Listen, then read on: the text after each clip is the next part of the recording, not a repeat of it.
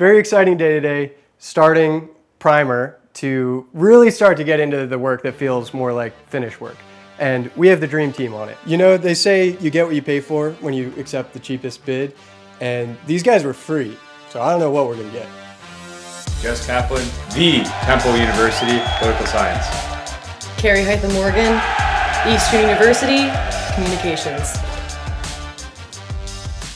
Mom, Fuller Seminary, Pasadena, California, doctoral degree.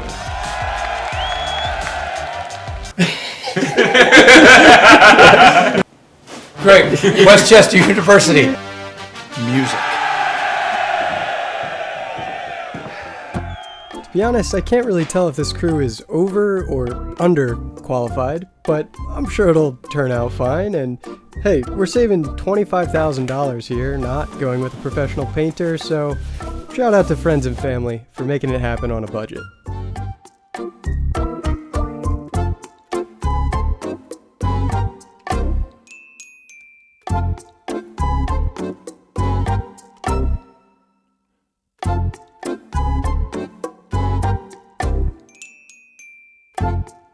For the primer, as some comments recommended, I'm using a PVA primer, which is specifically designed for new drywall and fresh mud, and I'm hoping it will make the finish layer go on pretty smooth. Another note, last week we started finishing some beams, and actually before we started painting, I finished the beams. So I opted for the polyurethane finish on these old beams. I think it's like these 4 that are finished, the rest unfinished. You can see that it definitely makes the color a little bit richer. It's a matte polyurethane, but there's still a slight sheen, and I actually love how this sheen brings out a lot of the wood grain when you're looking at this oblique angle.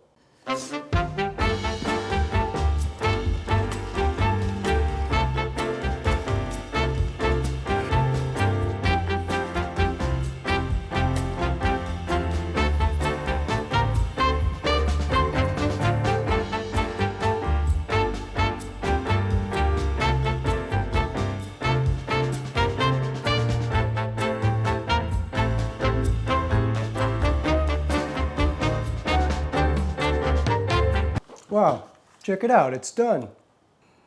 We're up on the 3rd floor now. My other set of nice exposed beams. They're already sanded, but I think I still need to vacuum off some dust. But we gotta do that, then we gotta polyurethane them, and then we're done.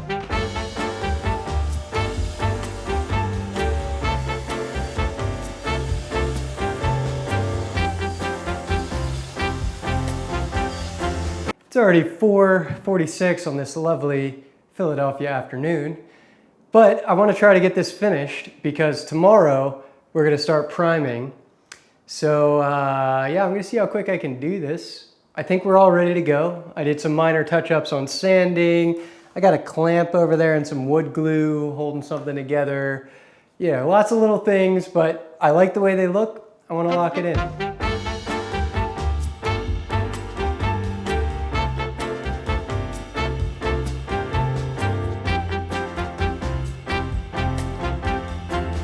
All right, pretty quickly ran out of light. I got 3 of the 5 beams done. Decent progress. The biggest thing you have to watch out for is drips, and you kind of learn as you go where it's going to drip. Mostly where extra poly gets into cracks and crevices, then it comes together, drips out. So a little extra consideration there. Also, the rest of what I say here, it's not important, but what is important is polyurethaning before paint because it makes it easy to wipe off drips of paint from the beams. And speaking of paint, we already painted, so let's check it out. It's gonna turn out great. That's a wrap on a riveting painting day. And if you didn't know any better, you'd think that this is a house. You'd think that this was an occupiable place. Pretty crazy. This is just primer. We didn't paint directly on the drywall. So let me show you what we got done with 1 5-gallon jug of primer and like 5 of us working. Look at all this, the whole ceiling primed, the skylights primed, everything on the 3rd floor primed. 3rd floor bedroom, primed. 3rd floor bathroom, primed. 2nd floor hallway, all primed up. 2nd floor bedroom, also primed. Second floor bathroom, well, not finished. And this is where progress stopped. It was incredible to get such a jump start. Shout out to my family and friends for helping me out. This would take me forever to do alone. But moving forward, I'm not gonna have so much help. So we gotta do this laundry area, this whole bedroom, all these walls. Going downstairs, we didn't get anything done down here, unfortunately. So of course, yeah, a lot of walls to prime. The ceiling, this is gonna be probably the hardest part to keep it clean along these beams. And all this little priming into the basement. Yeah, we got a whole lot of work to do. Not sure how long it's gonna take. It's a new day. New 5-gallon bucket of primer. I'm working alone today, but I think if I just don't leave until I finish, it'll get finished. Might just stay overnight here.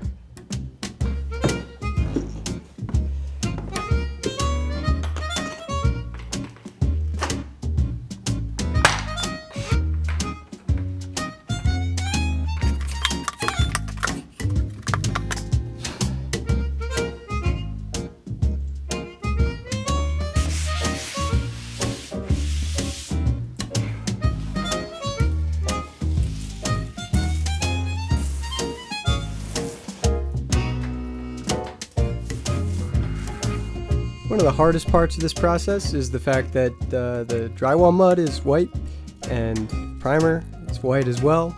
So it's easy to miss spots, and the drywall mud is where you especially need to prime because that's where it's porous and will suck up the finished coat of paint if not primed. So I just got to be careful to hit every little nook and cranny. Good news. I thought I'd be alone all day, but my buddy Jess is back to help. How you doing? I mentioned it a little while ago, but Jess is actually going to be my roommate. And where we're standing is actually going to be his room. So it's fitting, I guess, that I'll get you to help paint it. Absolutely, happy to help. You may have noticed this abundance of doors strewn about the house, and that's preparing for the next step, hanging doors in the future. These are all doors that were either salvaged from the house, got from the neighbors, or purchased, and they're all old and historic, fitting for the house. I'm positive it's going to be a pain to hang these old doors, but that's a problem for future Chris. For now, let's paint.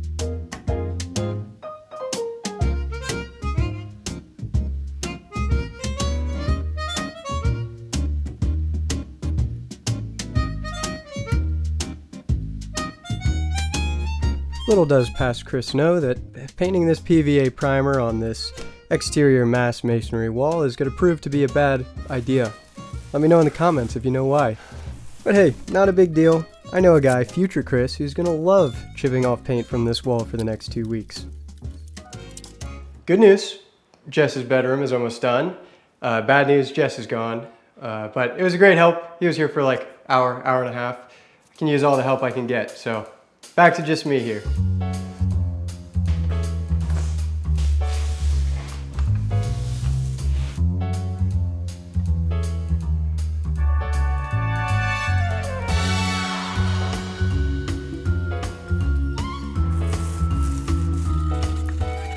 Now I think I'm ready to tackle probably the most tedious job, painting, which is the ceilings between these beams.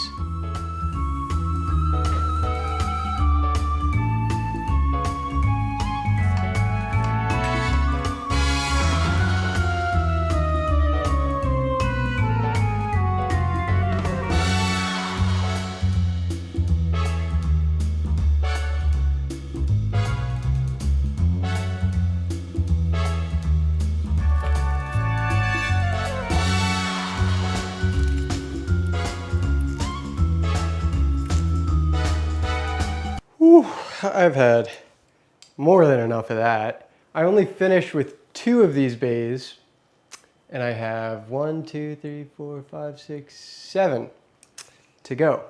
Whew, yeah, my neck hurts, my hand hurts, my back hurts. Trying to carefully cut in these edges. Hard job. Let's see how we're doing on time. It is currently 5 o'clock, but we're nowhere near done for the day.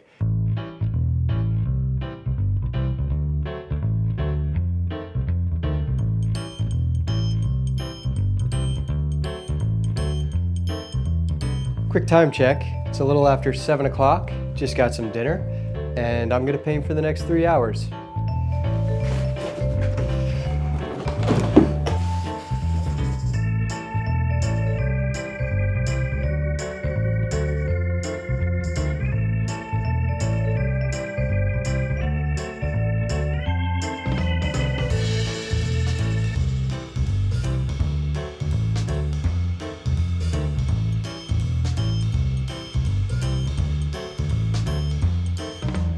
Quick time check. It's bedtime.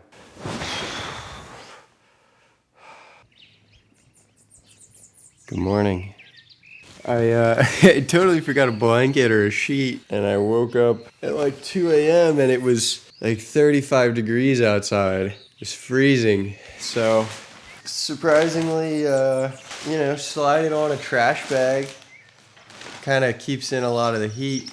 Not the best sleep I've ever had, but got the job done. Same job. We're painting. Always just moving things out of the way, Always in the way.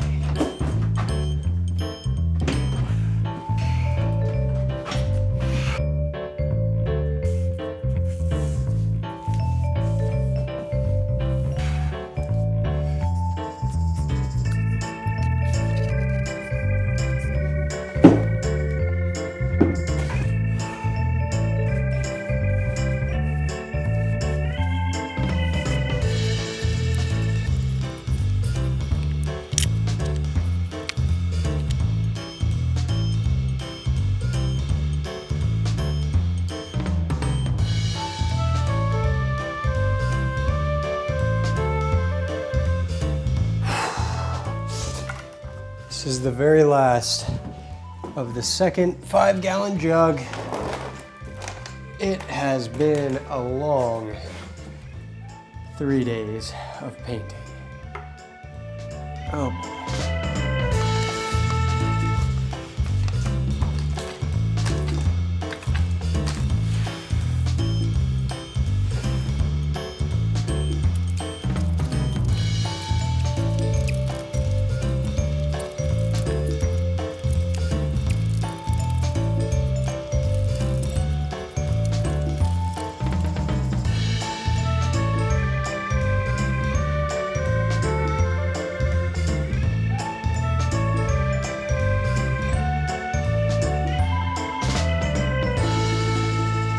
Ooh, I am shot. This is the most I've worked in a 3-day span for sure, but kind of crazy that we got the whole house primed in just 3 days. Took a lot of help, but we're in great shape.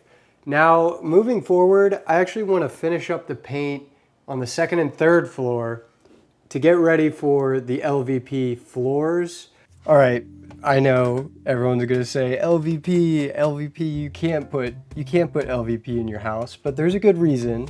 The main reason actually is because I didn't account for a certain thickness of floor when I framed the second floor. So basically all the riser heights of my stairs are consistent at like 9.5 inches tall, which is already way taller than code, but they're grandfathered in. The problem is if I add like a 3/4 inch, 1 inch hardwood floor to the top step, that would make the top step 10 inches tall or 10.5 inches tall, which is a tripping hazard. It's technically against code. It's just not good. And sure, it's my mistake. If I wanted to do hardwood, should have accounted for that thickness, but alas, I did not. So now LVP is just a great solution. It's thinner, so that extra layer on the top riser will not change the tread height as much. And also when you factor in the cost and the durability, not having to worry about scratching my floors, it's just like a no-brainer. Plus, the pine floor is going to be refinished on the first floor, and then the second and third will have this LVP, so at least it's divided by floor. I would never want to have the pine floor directly next to a fake LVP. So that's the rationale. While I have you, before we get back to my closing soliloquy here, I want to share a little bit of history because I find it fascinating. So to start, I stumbled upon this website where you can find old photos of Philadelphia on a map. And if you are interested in Philly history, highly recommend it. It's called phillyhistory.org, but I just wanted to show you one photo. And this photo is essentially my house. It's not my house, it's in the neighborhood, but it's the exact same format with the alley down the middle, the two mirrored houses, and I just think it's really fascinating to see pretty much exactly what my house would have looked like. And this photo is from 1902, which is like so crazy that we have photos from 1902. If you look at the history website, there are photos that go back to like 1840, like some of the first photos ever taken.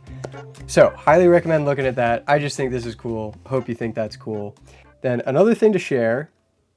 Also, a side note, I'm sharing this stuff. I've had this stuff in my back pocket for a while, and it's just because I edited this video and we're only at 12 minutes, and it's not for a lack of work. Trust me, I did a whole lot of work this week. It's just because painting's so repetitive, and I worry about the coming weeks where it's just me painting. Might get a little boring, so bear with me. Let me know if you have recommendations of other things. I'm thinking about like Q&A. Feel free to ask some questions. Just whatever I can do to add a little bit more to the episodes while we're painting. So anyway, back to the history. This guy Jim reached out to me. He's local and he wanted to look up the history of the house, and I was like, for sure, please do. And he sent me a whole list of occupants back to the 1880s. And I think the most interesting is in 1910, the house was occupied by 9 people, all immigrants that came from Hungary, which is kind of interesting because my heritage goes back to the Czech Republic, not far from Hungary. Then he also found a bunch of these newspaper cutouts that include my address, which of course I had to redact, but let me show you them because there's actually 2 storylines that unfold that are really pretty funny. So the first cutting from 1903, lost a gold marriage ring, initials JB to AB, May 2nd, between neighboring streets. Liberal reward if returned back to my house. So it's just this poor lady who wants to get her marriage ring back. I have no idea if she ever got it back. Unfortunately, it seems like this was a bit of a trend. She was not very careful with her belongings. So just a few years later, in 1906, lost by poor woman, new pocketbook, $25, small change, money not her own, going from 11th and Market to 5th and 10C store, South Side, good reward, and says to return back to my house.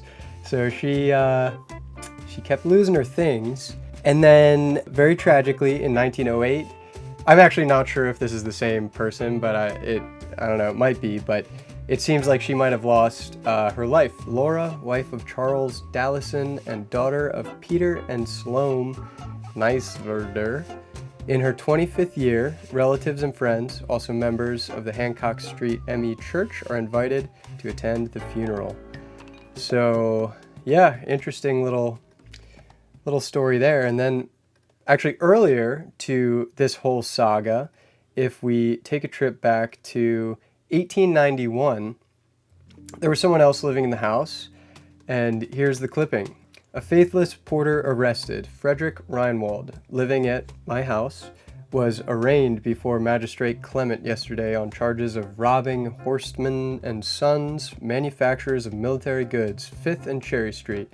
Reinwald was employed as a porter. The firm has been missing goods for 18 months. Monday, when Reinwald's house was searched, stolen property valued at nearly $1,000 was recovered. So, turns out my house was once harboring stolen goods. Kind of fascinating. I want to print this out and put it on my wall. This guy's legacy needs to live on. And we actually get his own words here too in another clipping titled, "He Feels Better Now. The frank confession of a porter charged with theft. I'm guilty and feel better standing in this dock facing the charge than I have felt for months. I do not know what made me steal the goods, and the fact that I did take them has given me no peace of mind day or night. The lesson I will learn in paying the penalty will make a better man of me." Such was the frank confession of Frederick Reinwald, a young man who used to live in my house. A prisoner at Central Station yesterday. For over 10 years, he has been trusted porter in the employment of Horseman and Sons Manufacturing of Military Goods, 5th and Cherry Street. He was arrested at his home for stealing silk linings and other valuable stock from his employers. The goods have been missing for some time past. Recently, the firm received unsigned letters charging Reinwald with the thefts. Acting on this clue, a private detective watched the porter and caught him in the act of stealing a bundle of silk. A large amount of plunder was discovered at his home. His employers believe him to be a kleptomaniac, and Magistrate Clement held Reinwald in 1,000 bail for court. Yeah, this guy has a pretty cool story. I think it's just super cool to see little snippets of life that was happening back in the 1800s in this house. And throughout the whole series, there's been a lot of people saying like Ship of Theseus or House of Theseus, and the fact that like, oh, you know, it's not an old home, you just built a new home like inside of an old home. I obviously did what I had to do due to the termite damage, and I don't think a house is made up of bricks and sticks as much as it is made up of these many lives that move through the house. And even if a wall is replaced or, you know, this middle section of the house is rebuilt, it's still the same place that was occupied by these people. And obviously still so much of the remaining front of the house, the beams that were in the house, the wood floor that they were walking on, and the closets that these stolen goods were probably stashed away in. So it's pretty cool, and I really love being a part of this history, and hopefully there will be people 100 years from now that just read my name in this long list of other stewards of this property. So that's the history lesson for the week. Hope you enjoyed. I've been looking at samples for the floors. I've been scheduling that, and once the floors are in, it's just, oh, so much to do. But I'm exhausted. I gotta go home. Feels like I haven't been home forever. But I'll see you next week. Really exciting progress. Really a lot happened this week. Love it.